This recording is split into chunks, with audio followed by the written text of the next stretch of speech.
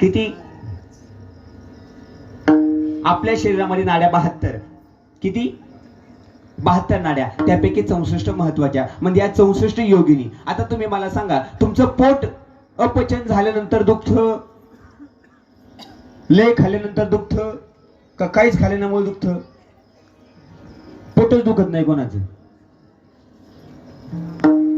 दुखतच नाही. बरं असो.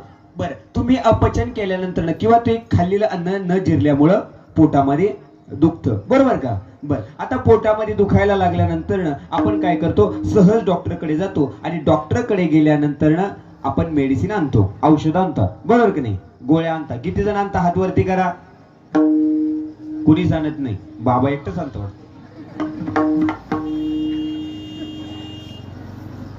31 वर्षापर्यंत आजही एकही गोळी नाही, अजूनपर्यंत सलाईन नाही. 72 तास कोमामध्ये होतो. ऍक्सिडेंट झाला, डोक्याला लागले, 72 तास कोमामध्ये होतो.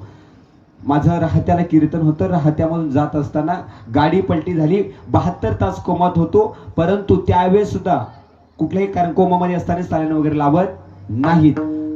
उठलो 72 तासानंतर ऍम्ब्युलन्स मध्ये उठलो, मेल म्हणून गावाकडे घेऊन जायचं होतं. ऍम्ब्युलन्स मधून उठलो आणि उठून रामकृष्णारी जप करत होतो. दुसऱ्या दिवशी डोक्याला फेटा बांधला कीर्तन केलं. हे कोणाची कृपा आहे?